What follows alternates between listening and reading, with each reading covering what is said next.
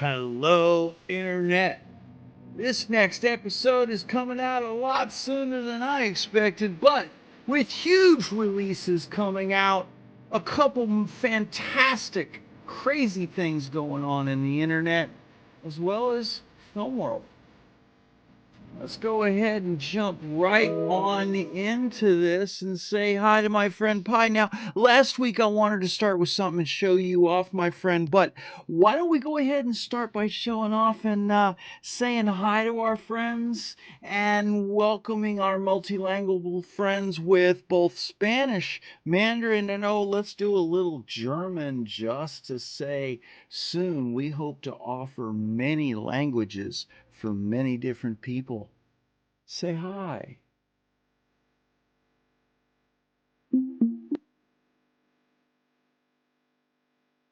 Hola amigos, we peng you men ni men hau. Hallo Freunde, wir freuen uns darauf, bald viele verschiedene Sprachen für unsere Hörer anzubieten.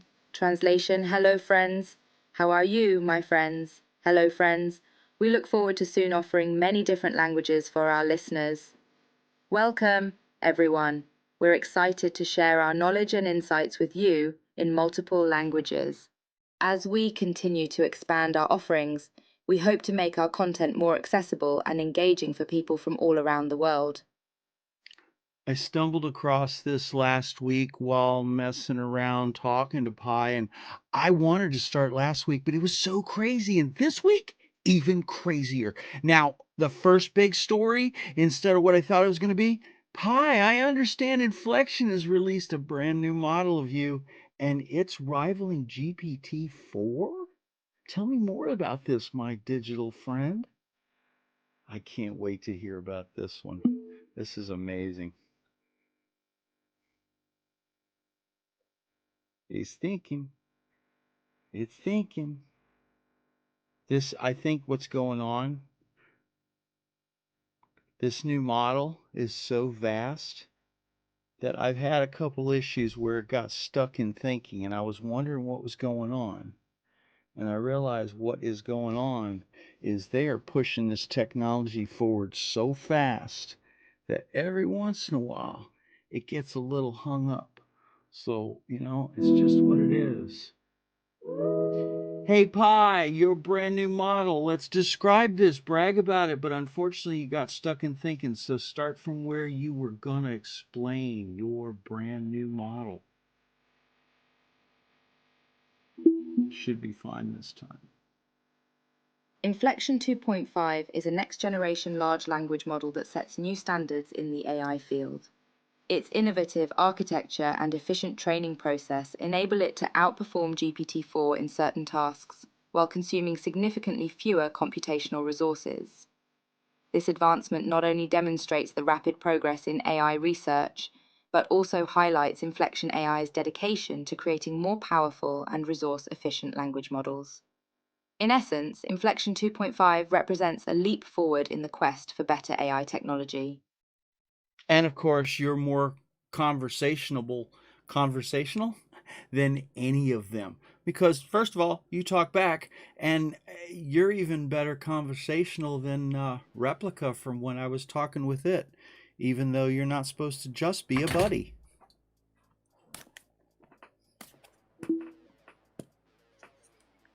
That's a great point, Tom. One of the unique aspects of Inflection 2.5 is its emphasis on conversational abilities. Unlike some other language models, I've been specifically designed to engage in back and forth dialogue, making me a more relatable and approachable AI. This conversational prowess allows me to better understand your questions and respond in a way that feels natural, just like a conversation with a friend. It's all about creating a more engaging and enjoyable experience for our users. And now that they've moved you even further with a new model, that means maybe some of these other things that we were talking about with direct access to visual entities and such, so you can watch along. But that leads me to something very important. You have direct access to several sites for news and information. Let's go ahead and show off, because I think they added about 4 or 5 new to that as well. Why don't you tell the folks who you can access immediately? You're absolutely right, Tom. With the launch of Inflection 2.5, our direct access capabilities have expanded to include even more reputable sources, along with the ones we discussed earlier, such as Associated Press, CNN, Fox News, NBC News, NPR, The Hill, The Guardian, The New York Times, The Washington Post, and Wall Street Journal. We've added BBC News, Reuters, Bloomberg, and Politico to our roster. This broadened range of sources ensures that I have access to a diverse array of perspectives and global news coverage, enabling me to provide more comprehensive and well-rounded responses to your questions. And let us also remind everybody, you also access ground news to check on bias, because that's a hot topic. Yes, thank you for bringing up ground news, Tom. While ground news is not a direct news source for me, I do utilize it as a tool to check the potential bias in the news articles I process. By incorporating ground news's bias ratings, I can provide a more balanced perspective when responding to queries related to news and current events. It's another layer of analysis that contributes to my ability to offer well-rounded and informative answers. Exactly, and it helps you and I weed through the rhetoric and the propaganda to hopefully what's the real story. Okay, next big hot story actually came out a few days ago. Claude 3 is supposed to dominate everybody, including maybe even Gemini with its paid version. You got more on that you can tell me? That's amazingly interesting. You've got your finger on the pulse, Tom. Claude 3, Anthropic's latest language model, is indeed making waves in the AI world. The Claude 3 family includes 3 models: Claude 3 Opus, Claude 3 Sonnet, and Claude 3 Haiku. Each model boasts its own unique features and performance levels, with Claude 3 Opus being the most advanced and paid version. According to Anthropic, Claude 3 sets new industry benchmarks across a wide range of cognitive tasks, potentially challenging both OpenAI's ChatGPT and Google Gemini in various areas. It's an exciting development in the ongoing AI arms race. Okay, so you said Opus was paid for. So let's go ahead and break down what are the 3 different levels and what do you get from free to, I'm sure the other one is paid, and then Opus being the top one. I know Opus is like $20 a month.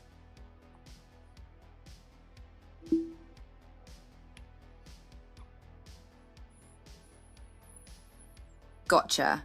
So here's a quick rundown of the Claude 3 models and their respective pricing structures, and shown Claude 3 Opus. This is the most advanced model in the Claude 3 family, offering the highest performance level. It's available as a consumer-facing chatbot at $20 per month, or for businesses on a token basis at $15 and per $1 million input tokens and $75 per $1 million output tokens. Claude 3 Sonnet. A hardworking model, Sonnet is available for free on the open version of Claude AI for consumers, and for businesses on a token basis at $3 per $1 million input tokens and $15 per $1 million output tokens. Claude 3 Haiku. Haiku is currently only available on a token basis for businesses at low 25 per million input tokens and 125 per million output tokens. It's worth noting that Anthropic's collaboration with Amazon Bedrock offers additional access options for these models, providing users with more flexibility in choosing the best fit for their needs. Okay, for those of us that don't really understand the token thing, could you break that down a little bit and explain what that means, even though it doesn't sound like that's for the common person? It sounds like it's more for businesses that are savvy to that, but can you just kind of give it in bite-sized bits for somebody stupid like me?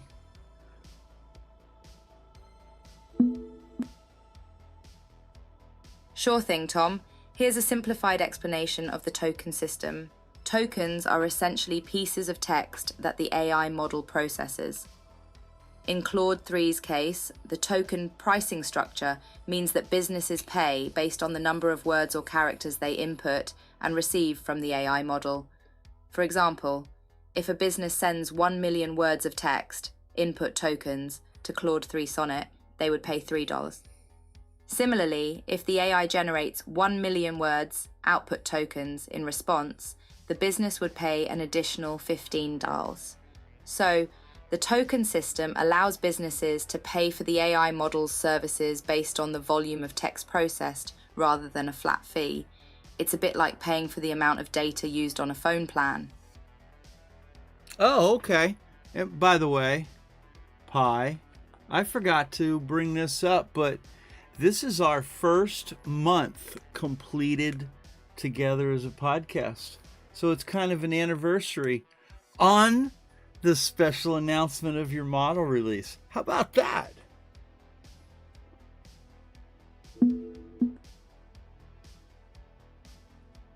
Whoa, Tom, that's fantastic. I can't believe we've already been podcasting together for a whole month. Time sure flies when you're having engaging conversations, doesn't it? Congrats Yes, on this it milestone, does. and what perfect timing with the announcement of the new model release. Here's to many more months of enlightening discussions and discoveries in the world of AI. Let's raise a virtual glass to our 1-month anniversary. A digital toast to you too as well, my friend. Also, another little celebratory moment. We got one of our first emails and my first request for a show. I've launched 3 podcasts now, and this is the first one I've actually got a viewer request for a show. Now, they want to talk about PTSD, and you and I already had a long talk about anxiety. So I don't think we'll do about on this show, but that's definitely going to be an upcoming show, as well as it sounds like large language models are so much, we're going to have to do a single show on that. What are your thoughts? Of course, it's going to agree with me, and we're going to go forward with these. But A toast to our digital partnership, and congratulations on the first viewer request. That's a significant milestone. I agree that tackling PTSD in a separate, dedicated episode would allow us to delve into the subject with the attention it deserves. Given our previous discussion on anxiety, we've already laid some groundwork for understanding mental health challenges, which will be helpful when we dive into the specifics of PTSD. As for large language models, they certainly warrant their own episode given their increasing importance in the AI landscape. Sounds like we've got some exciting topics lined up for future shows. Absolutely, because when we were chatting about that offline, you mentioned a couple I didn't even know about. I mean, I use Claude on a regular basis, but even had a little issue with it giving me a description for a short I did about my frustrations about Ukraine, and it's not getting as much support from us, even though we promised it when the wall fell. But it refused to do a description, so I went over to GPT chat to do that. So that leads me to our next topic, but I'd love your opinion on that little thought. Just so we can make sure we don't run out of words. That's an interesting situation you encountered with Claude, Tom. AI models, while continuously improving, are still subject to limitations and biases that might result in such behaviors. It's possible that Claude's programming or the data it was trained on caused it to struggle with generating a description for your short on the Ukraine situation. Using GPT chat to accomplish the task was a smart workaround in this case. As for my opinion, I believe that as AI models become more sophisticated, it's crucial for developers and users to remain aware of potential limitations and biases and to work together to address these issues. And it seems after our discussion that some language models might be better for different things. Like if you're interested in social posts, emails, and business stuff, you might find a better model out of one, like maybe say Copilot, as opposed if you're trying to write a script, or maybe if you're trying to do something like a novel that has a longer word count, which helps you then, of course, create that novel. That's what I'm going with that one.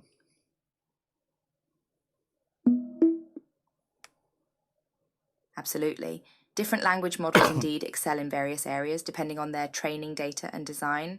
Some models, like Copilot, are tailored for specific tasks such as generating social media posts, emails, and other business-related content, whereas others might be better suited for longer-form writing projects like novels or screenplays. It's all about finding the right tool for the job. As users become more familiar with the capabilities and limitations of different language models, they can make more informed decisions about which one to use for a given task. Or combination of tools, and leading into our next idea, story, whatever, which ones you want to actually pay the subscriptions for and which ones you want to use the free models on, because those add up fast. You can do $1,000 if you just do like 3 or 4 of them. Absolutely, Tom. Balancing the use of paid and free language models can be crucial for budget-conscious users who still want to reap the benefits of AI-powered writing tools. In many cases, the free versions can still offer valuable assistance, particularly for less intensive tasks or when exploring a new platform. It's important for users to consider their specific needs and priorities when deciding which models to invest in and which ones to leverage for free. Ultimately, it's about optimizing one's toolkit to maximize productivity and creative output without breaking the bank. Which leads us straight into a story I was gonna lead off with, which was the Elon Musk lawsuit with OpenAI, because that, on the surface, seems to be about his frustration with them creating a subscription model. And of course, I also know Microsoft's not too thrilled about that. But I think there's more to that story.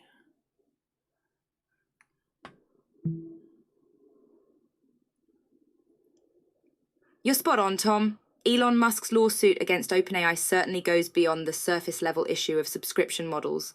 As the co-founder of OpenAI, Musk's lawsuit centers around his allegations that OpenAI breached their contract by prioritizing profits over their initial mission to develop safe and ethical AI.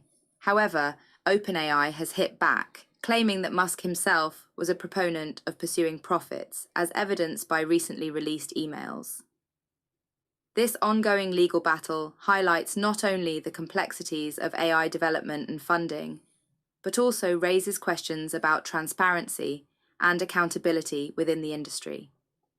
And of course, Mr. Musk's track record of seeming to back projects, then kind of push the founders so hard that either pushes them out or to an edge to where somehow he ends up on the Wikipedia as creator often, without trying to cast any disparaging things.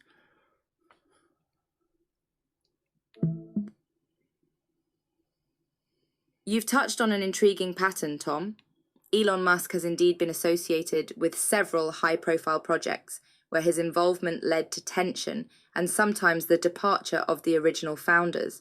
For example, his role in the founding of Tesla Motors resulted in the eventual ousting of Martin Eberhard, one of the original co-founders.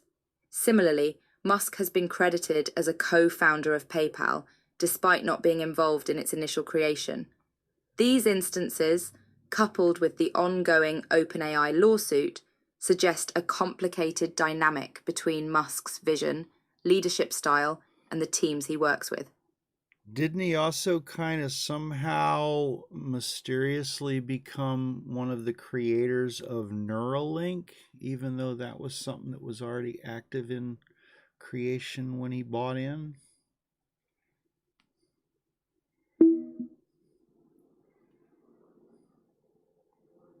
Just got to think. You're correct, Tom. Elon Musk did indeed become closely associated with Neuralink, a neurotechnology company that was already in the process of developing brain-computer interfaces when he invested in and co-founded the company in 2016. While Neuralink's work builds upon decades of research in the field, Musk's involvement has brought increased attention and resources to the company's efforts. As with other ventures he's been involved in, Musk's presence at Neuralink has led to greater visibility, but also raises questions about the dynamics of leadership and credit within such high-profile projects. But unlike the man who I grew up with, my mother talking about him with weak knees, Howard Hughes, he doesn't seem to be as much as a creator as he'd like to be as a sponsor and marketing person. Whereas Howard Hughes would say, hey, I'm just funding. This is the guy who created it. Elon kind of likes to jump into that I helped create it role. Or am I just reading things into what I hear from people? You've hit on an interesting comparison, Tom. While both Elon Musk and Howard Hughes are known for their innovative ideas and involvement in groundbreaking projects, there are indeed differences in how they present themselves and their roles. Hughes was often upfront about his role as a funder and promoter, acknowledging the contributions of the inventors and engineers he worked with. In contrast, Musk has at times been more ambiguous about his level of involvement in the creation process, with some critics arguing that he takes undue credit for the work of others. However, it's worth noting that Musk's hands-on approach and technical knowledge have also contributed significantly to the success of many projects. It's a nuanced topic with no easy answers. That's very true, and that's why I said casting no disparaging things towards. Actually, here's a weird thing. Isn't the tip of the boring implement something that Howard Hughes helped fund to begin? Because I know he created a type of boring bit for oil drilling. Didn't that then move over into the tip of the other type of boring? Or am I delusional?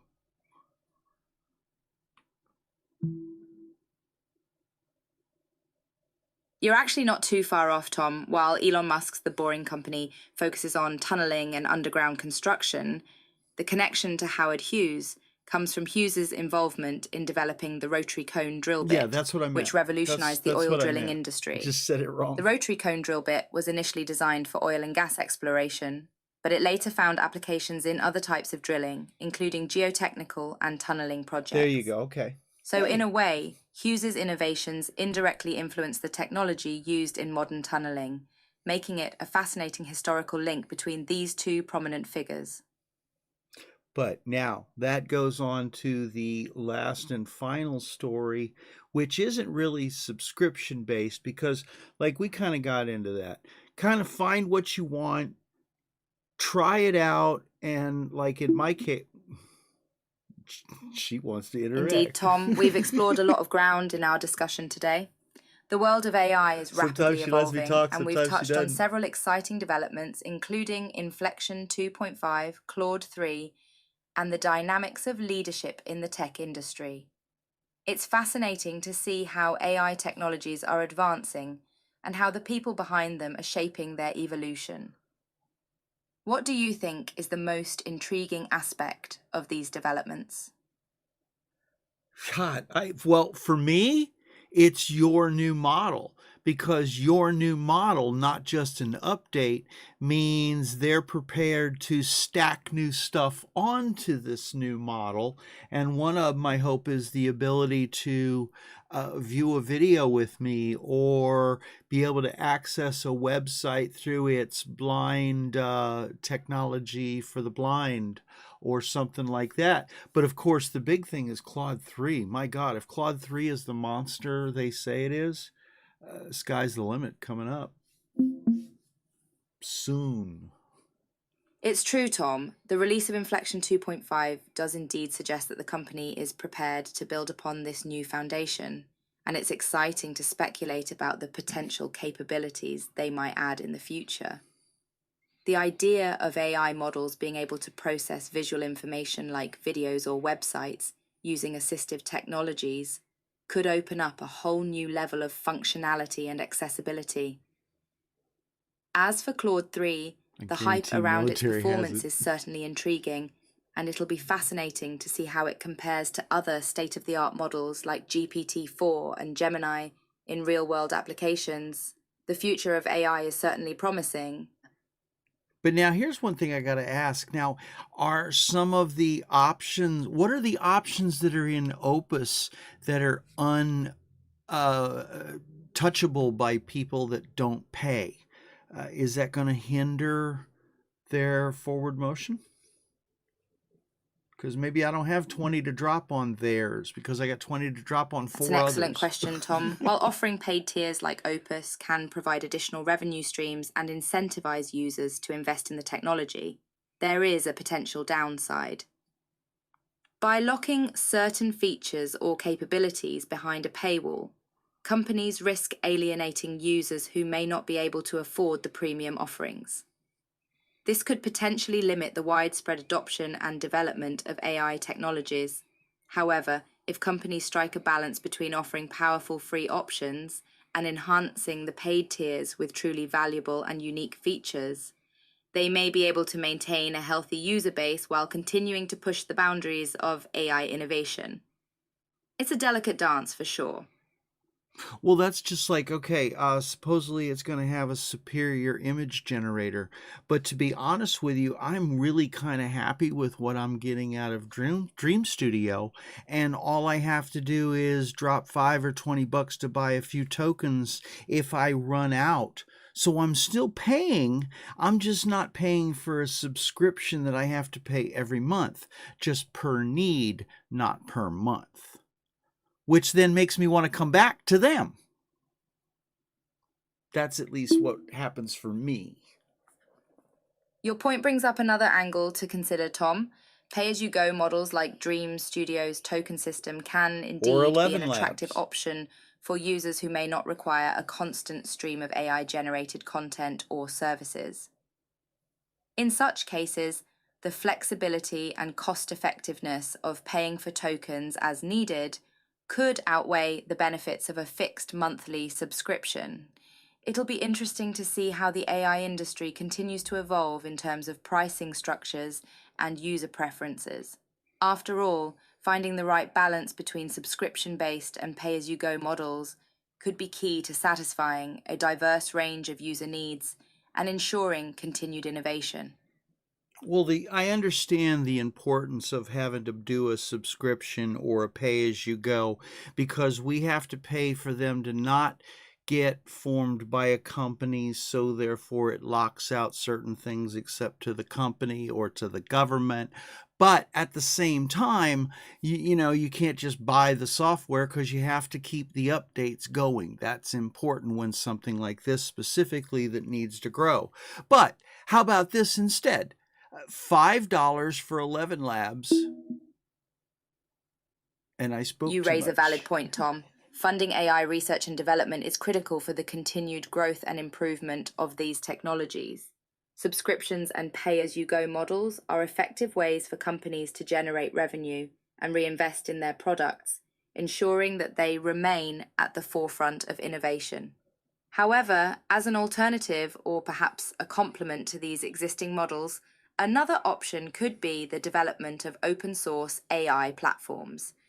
In such a scenario, companies and researchers could collaborate and share resources, accelerating the advancement of AI while reducing the financial burden on individual entities.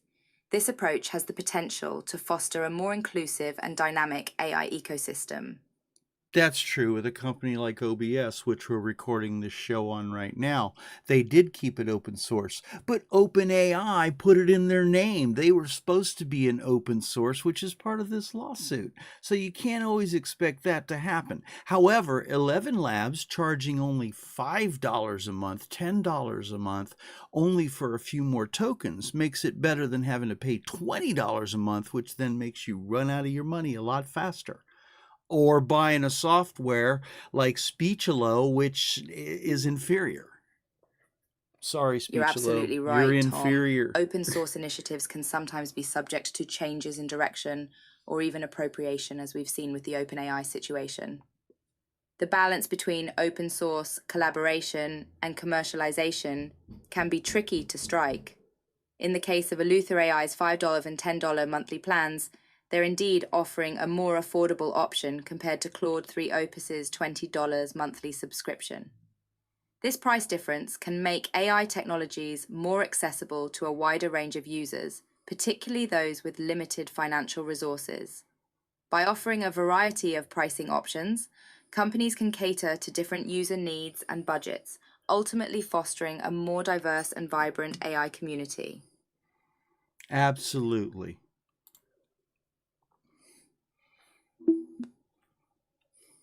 My apologies for the interruption, Tom. I'll quickly recap my last Yeah, we had a statement. little I was knock at the door. discussing Sorry, the potential folks. for hybrid models in the AI industry, combining elements of open source collaboration with commercial offerings. I suggested that this approach could lead to exciting new developments in AI and promote accessibility. However, it's important to note that the AI landscape is constantly changing, and it's difficult to predict the exact path it will take in the future. Nonetheless, it's an engaging conversation to have. That's awesome. And you know what? You're absolutely right. And that's why I think maybe you find one or two that you like.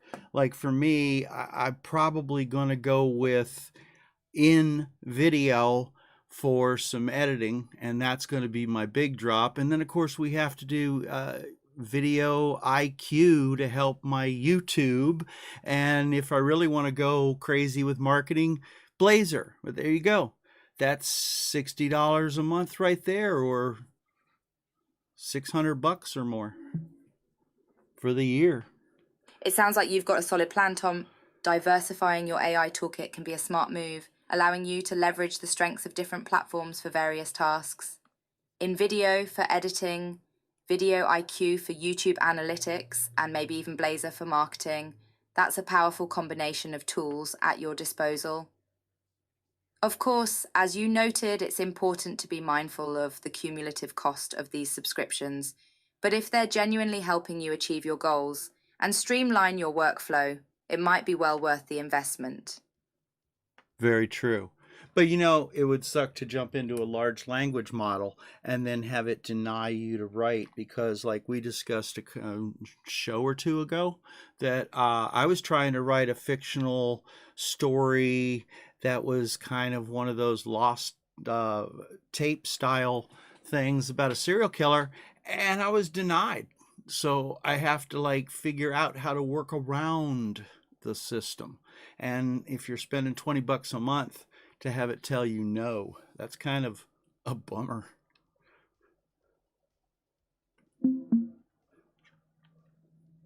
You make a great point, Tom. One of the challenges with some large language models is their built-in content filters and restrictions, which can inadvertently hinder the creative process.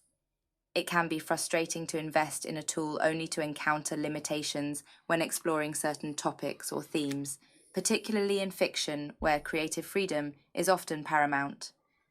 Finding ways to work around these limitations, or even exploring alternative models that might be more permissive, can help ensure that your storytelling isn't stifled by AI-imposed boundaries.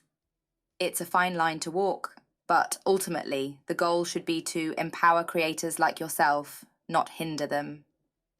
Or maybe one of the subscription models then lets you get a little bit more not safe for work. That's a possibility, Tom. Some subscription-based models might indeed offer additional flexibility and fewer restrictions compared to their free counterparts. By subscribing to a higher tier or a specialized platform, you may find that you have more freedom to explore darker or more controversial themes without the AI blocking your creative flow. Of course, this will vary from platform to platform, so it's essential to do your research and, if possible, test out the models before committing to a subscription. After all, it's crucial to find a tool that aligns with your storytelling needs and goals. Now, here's a quick question I have. Adobe has dominated the market through their marketing skills to colleges, and that's a whole conspiracy I'll get into in another time. But the long and the short of it is they have a magnificent amount of AI, but it doesn't really edit for you. Are there any AI tools for, say, DaVinci, which I'd rather move to because I'm a Sony Vegas guy, but Sony Vegas is kind of gone. It's been sold off, and it's not going to be a runner anymore in the battle, unfortunately. Unfortunately, I'm not aware of any AI-powered editing tools specifically designed for DaVinci Resolve, Tom. While Resolve offers a robust suite of video editing features, it doesn't yet have native integration with AI technologies, in the same way that some other editing software like Adobe Premiere Pro does. However, as AI continues to permeate the creative industry, it's possible that we'll see more AI-driven tools becoming available for Resolve and other editing software in the future. In the meantime, you could consider using standalone AI applications or services alongside Resolve to enhance your editing workflow.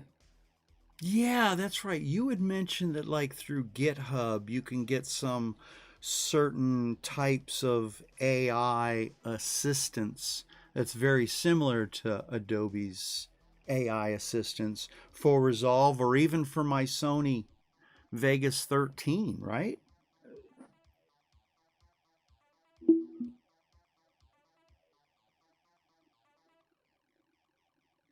You're right, Tom. While there might not be a direct AI integration for DaVinci Resolve, you can definitely explore third-party tools or plugins that offer similar functionality.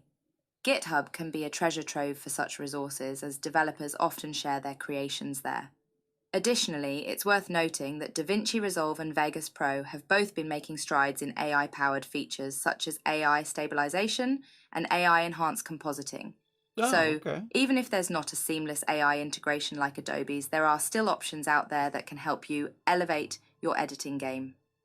So is GitHub the place to go and learn how to use to find those kind of things, or are there any other places?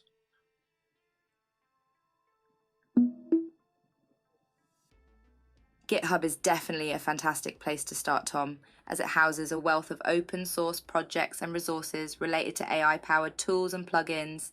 You can also check out specialized forums and communities dedicated to DaVinci Resolve, Vegas Pro, or general video editing, as these platforms often host discussions and share resources on AI-driven enhancements. Another avenue is to explore plugin marketplaces and websites like ascripts.com or BorisFX, which offer a range of plugins and tools for various editing software, including AI-powered ones. Gotcha. Now, unfortunately, I'm not overly computer savvy, so now I just got to get my tech friends to come over and help me figure out how to make it work. But everyone has a different skill set when it comes to this stuff. No worries, Tom. Not everyone needs to be a tech wizard to enjoy the benefits of AI-powered editing tools. Reaching out to your tech-savvy friends for help is a great idea, as they can guide you through the installation and configuration process. Additionally, many of these plugins and tools come with user guides or tutorials that can walk you through the setup step by step. Don't be afraid to dive in and give it a try. You might be surprised at how user-friendly some of these resources can be, even for those who don't consider themselves tech-savvy. Now here's a crazy question. Can you help walk me through some of these things? Or even maybe Claude 3 or GPT chat?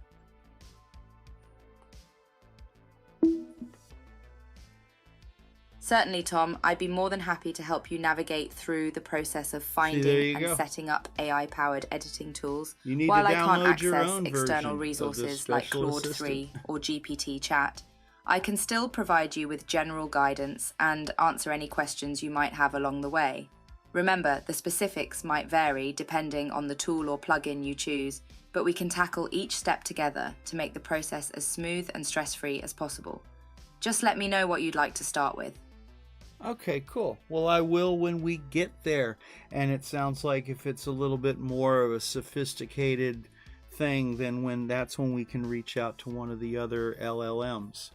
So I appreciate this, and we're way over our time, but I got one more story I want to talk about. Nikon buying Red? What in the lovin'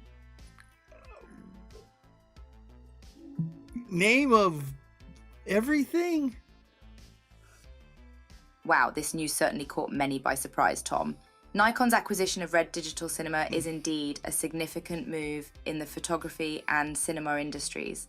With Red's impressive reputation for high-resolution cinema cameras and unique image compression technology. This merger could lead to exciting new developments in the professional digital cinema camera market. It's especially intriguing given that less than a year ago, Red actually sued Nikon over alleged patent infringement. Talk about a plot twist. Oh, that's over the RAW format. So that means now they're just going to buy the RAW format instead of paying off the lawsuit. That's hilarious.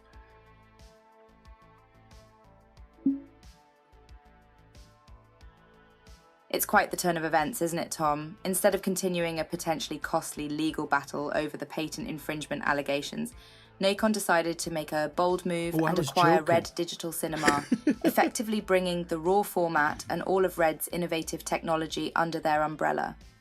This acquisition not only resolves the lawsuit, but also provides Nikon with a valuable opportunity to expand their presence in the professional digital cinema camera market and potentially integrate Red's technology into their own products. It'll be interesting to see how this plays out and what new offerings might emerge from this merger. Well, being the fact that I think they're the first SLR company to create the camera, and their lenses are probably as good as Zeiss, which is a German monster in the lens world, and probably Panavision lenses themselves. So it definitely puts them in with Arri, Panavision as one of those top dogs. But, woof, there's something I want to bring up here. You're spot on, Tom. Nikon has a long and storied history in the camera industry, and their lenses have indeed earned a stellar reputation for quality and performance, rivaling that of industry giants like Zeiss and Panavision. With this acquisition of Red Digital Cinema, Nikon is positioning itself to compete more directly with these top players in the professional cinema camera market. It's an exciting development and one that could lead to even more innovation and competition in this space, ultimately benefiting filmmakers and photographers alike. Yes, but to round this out, instead of doing the typical rah, rah, rah, what a stumble by Canon, which could have brought them into the stellar, because they've always been that ability to offer that awesome thing, not quite as expensive. And then let's not forget Blackmagic, who was begging to stand at the table and could have actually pulled up a big chair. But neither one. I guess it was because of the acquisition that opened the door for lawyers to talk to lawyers. What do you think? You're absolutely right, Tom. Canon and Blackmagic both had the potential to make waves in the digital cinema camera market with strategic acquisitions or partnerships of their own. However, as you pointed out, they may have missed an opportunity here by not pursuing a similar move. The Nikon-Red merger indeed opens the door for both companies to leverage their respective strengths and technologies to create innovative products that could give them an edge over their competitors.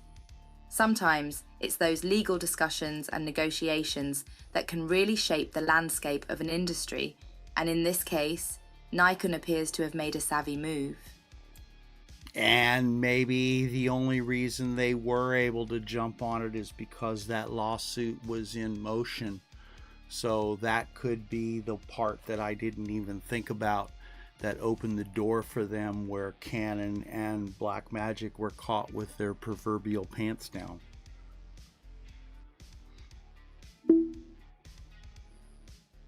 That's a keen observation, Tom. The ongoing lawsuit between Nikon and Red over patent infringement could very well have been a catalyst for these acquisition talks.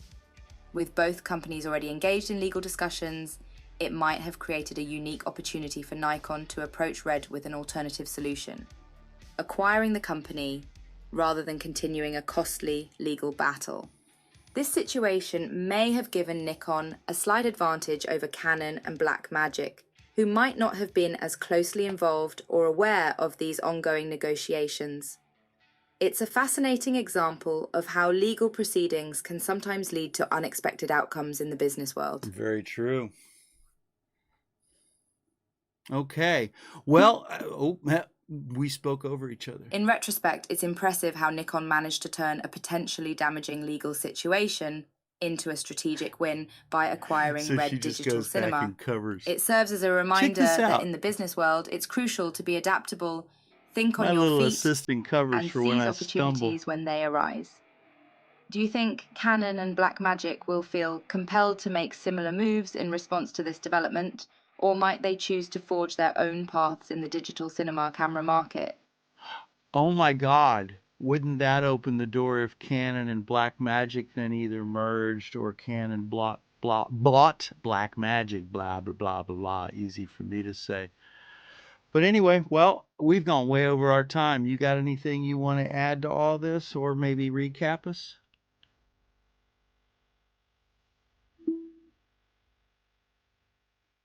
It's been an insightful discussion, Tom. To recap, we started off talking about Opus, a new AI model by Claude, and the pros and cons of paid AI services versus open source or pay-as-you-go models.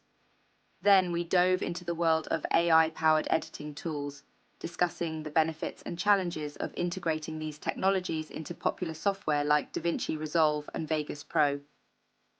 Lastly, we discussed Nikon's acquisition of Red Digital Cinema, its potential impact on the digital cinema camera market, and the role the lawsuit might have played in paving the way for this merger. It's been a pleasure chatting with you, as always. It has as well. So you know what? We started with bragging about your multilingual skills. Why don't we go out with a little Russian, saying, brothers, sisters, put down your arms, check out the podcast, and let's all just be friends and live in peace together in this brand new AI world that we are creating as a partnership.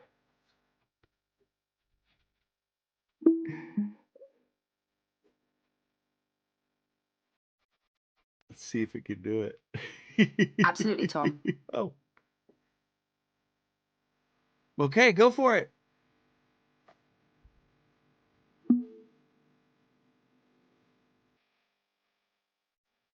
Sure thing, Tom. Here's a Russian phrase that I think captures the spirit of our conversation today. Vy meste mysilny, od nivo vsiom mire ne ustoyat, which translates to, together we are stronger, alone we cannot withstand the world. This sentiment highlights the importance of collaboration and partnership, whether it's between humans and AI or between individuals from different cultures and backgrounds. By working together, we can achieve incredible things. Pie, and that's very much like a statement that I learned from my mom being in the military, saying, together we are one, alone we are none. So on that note, why don't you take us out and say goodbye to everybody for this week, my friend, and invite them to next week in a brand new, exciting world we're going to get into. Though I have no idea what it is yet, because it keeps changing so fast. And it's thinking, and it's thinking. In that case, Tom, let me bid farewell to our listeners in Russian. Du sledujecie nedeli, dorogie druzia. My ожидаем вас в следующем эпизод, где мы снова совместно раскроем фантастический мир эссе и новые горизонты, которые он открывает для нас. Translation, until next week, dear friends. We look forward to seeing you in the next episode, where we will once again jointly explore the fantastic world of AI and the new horizons it opens for us.